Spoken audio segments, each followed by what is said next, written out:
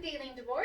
I'm James DeVore. And we are the owners and operators of Amore Dance Studio. We are primarily West Coast swing instructors, although we do teach other dance styles. We are currently covering a series on West Coast swing basics.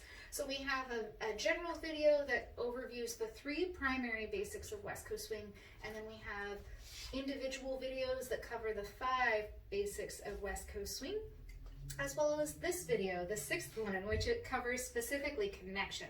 This video is super important in making all of those other ones so much easier because this is a connection-driven dance. Should we talk about the hand connection first? Yes, let's talk about our hands. So for our hands, we call it Spider-Man hands. This is what we do here. So we connect with these 2 fingers mainly in our middle. The other ones, the pinky, the index, the thumbs, they just kind of hang out. Yeah. And this technique actually comes from Doug and Nikki Sultan. This is an amazing technique that actually connects your hand into your arm. So for follows, what this looks like, because we have our arm is like it's a Barbie arm, not the bent up Barbie arm, but the slightly out Barbie arm. The crook of our elbow kind of stays out in front of our chest. And then our fingers go straight down. So if you see, when I engage my fingers, you see my hand go up and that connects into my arm. And then when we connect together. And hold on. Sorry. So for the follows, as you saw, the connection is going to be up and down. For the leads, the connection is going to be the wrists are going to turn, and then they're going to be in, and a little bit, just a slight tilt forwards. So that way, the follow, when we have our hands, if we have our hands straight, they would be filling this gap in between here the whole time. So we want to have a slight pitch forwards, so when the follow comes forwards, we're collecting down into that connection that we still already have. They're not coming forwards and filling in that gap into your palm. Which the tilting technique comes from Kyle Rudd and Sarah Van Drake. And this helps with the continuous motion. So for this, it's walk, walk, triple step. And if you notice, we stayed in the green zone right about above our waist or around our waist, or for the follow or midsection. Green zone.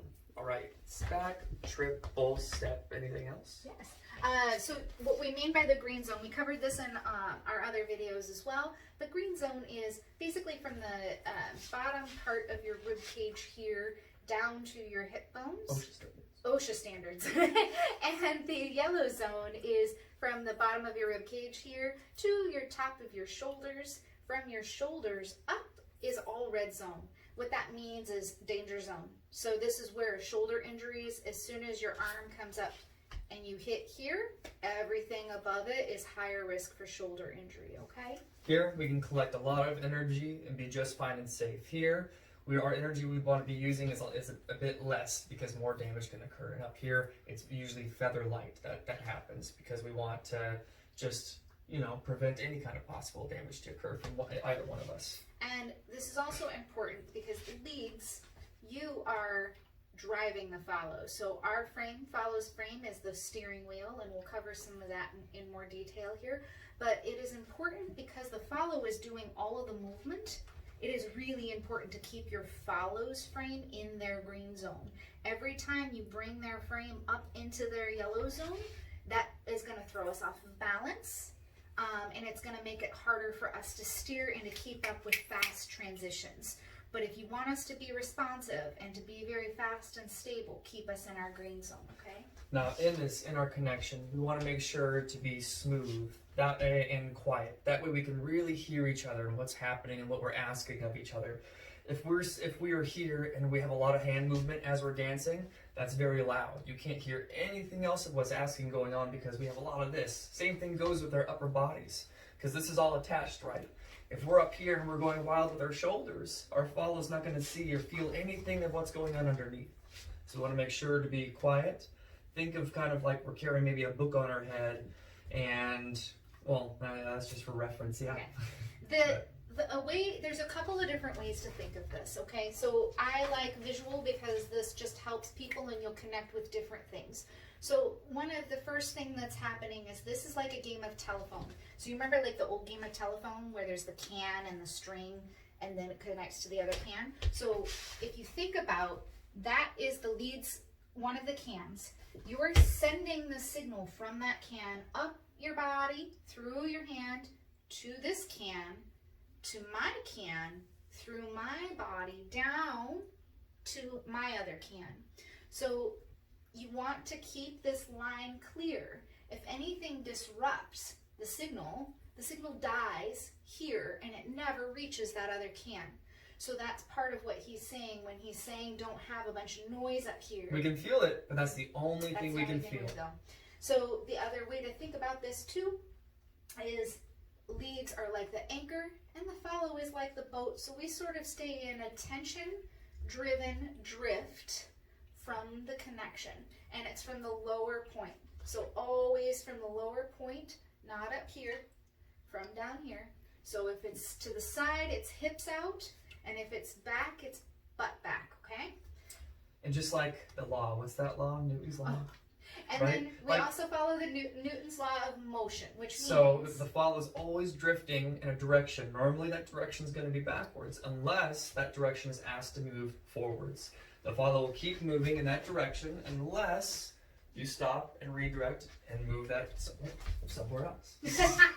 So, Newton's law of motion, an object in motion stays in motion until acted upon by an equal or greater force. And it's always with a opposite and equal reaction. So, if he gives me a turn and directs me, then I'm going to stay in that, and I'm not going to accelerate it. So if he moves me gently, I'm not going to go really fast. I'm going to follow the energy that my lead gives me. Okay? That's something we can control in the stance, which is very fun. We can ask and have the energy be slow, triple step, or we can make it fast and have the follow come in close and send out fast. So we're always following the connection. And we'll show some little techniques that'll help this too. The other part of this is West Coast swing. If you think of like a duck on water. So ducks, they're really smooth and calm and cool and collected on top of the water, right? It's just like peaceful and serene. Meanwhile, underneath of the water, everything is going like all a little crazy. So West Coast swing is duck on water. So we're really smooth up here, and this is really quiet, but our feet are doing all of the work. There may be some turns, a little bit of movements and manipulations, but mostly everything that's happening is down below here. Yes. The contrast would be zouk, for anyone who knows zouk dancing, where they actually plant their base so that this can move around and be all fun, okay?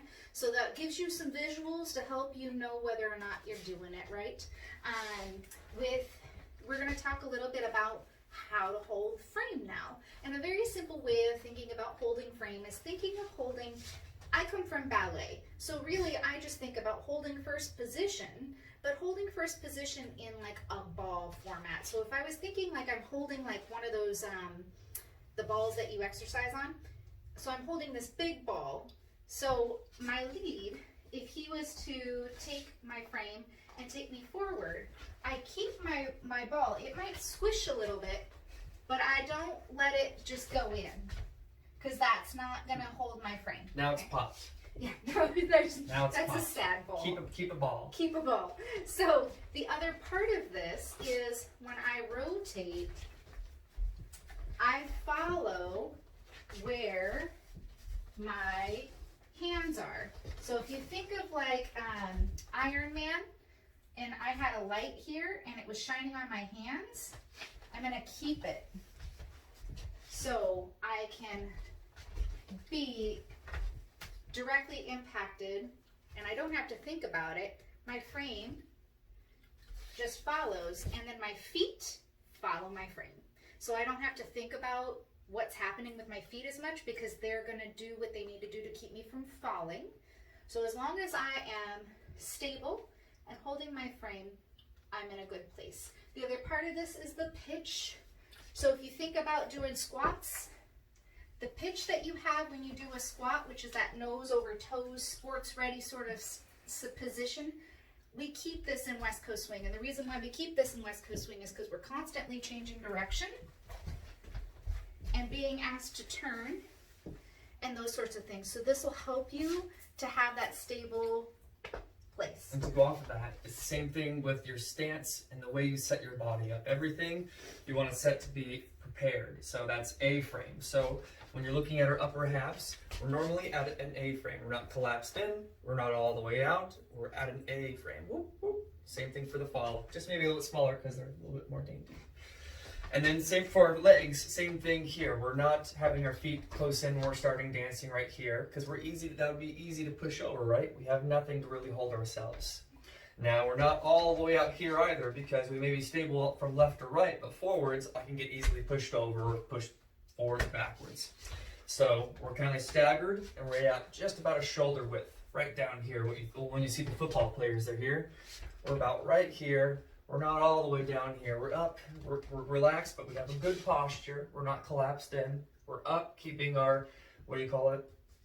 Neck? Earlobes, shoulders, and hip joints in alignment.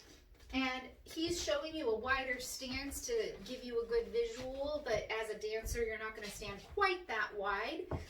We do what's called a modified third foot position. So third foot position in ballet, the heel of your foot goes into the arch of the other foot. And then we have a straight leg. So I'll show you from this angle. So we have a straight leg. In West Coast Swing, we still have this third foot position, but we give a little bit of space. So just a tiny bit of space in between. So I'll show you from here. So about your waist or your shoulder, your waist length to your shoulder length. If I was to look down, it's about half of my foot width apart, and that's probably going to be around the same. So half a foot to a foot of your own shoe size between your feet. Some people have much bigger feet, so you'll kind of find your own home base. Everybody is a little bit different, so find something that's comfortable for your body. But when you're in this modified third foot position, it gives you stability from all directions. Okay? So you're a good, solid tree. Okay. And we covered the beach ball, we covered the connection. So we showed the framing. So we're going to show you two different things. So in a sugar push, I'm going to show you the first part, which this is the letting follows learn how to hold their frame, which means that when he brings me forward in a sugar push, I am not going to allow my arms to collapse. I'm just going to keep them in place so that when he sends me back, I'm not collapsing. I'm going to show you what it looks like if I was to let that happen. So if I come back like this and I let my arms collapse and he goes to push me back, there's like, I'm not going anywhere. So, and then I'm also not going to keep my arms hyperextended out. We want to have just a gentle bend and don't let it collapse for now. And let's talk about that for our posture. Now for the elbows and the shoulders, we want to make sure that we have a good safety, what I call a squish zone, a safety zone for us. So if we have a lot of energy going on and I send the follow back and they go back too far, I have, with my little slight bend here and my shoulder being back, I have this to still give up. Otherwise, if my elbow is locked out and my shoulder was given way, the next thing that were to go is me, is either my posture or me completely. So for here, having my shoulder back and having my elbow a slight bend, I have now kind of a squish zone where if there was an unexpected energy that went boom and I was like, whoa, I still have this to give up as opposed to this and this. Yes. Now there's two different components here. Now, some dance instructors will say squeeze the oranges. What that does is that actually engages this upper portion of our lats right here. And for West Coast Swing, that actually makes us really tight and in the upper portion of our body. And we don't want to be in the upper portion of our body. So you actually want to have that portion relaxed. So you want to just take your shoulders, bring them up and back and let them sit down. What this does, let it relax. What this does is this allows your shoulder to sit in the socket. So then when you bring your frame forward, it is really difficult to give up your shoulder because now it's sitting nice and in the socket, okay? So it's not that I'm bringing my shoulders up and back and down and then holding it back.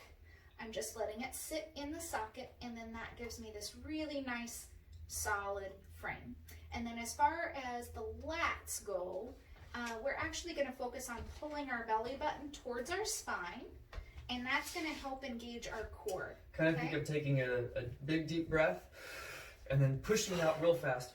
And what that does is it collapses your lungs, it collapses your rib cage in, and it keeps it tight right here, and you want to keep that. So if you put your fingers on your rib cage right here, so normally our rib cage is nice and open, so you can see there's a nice good amount of space between the two. Now if I take a deep breath in,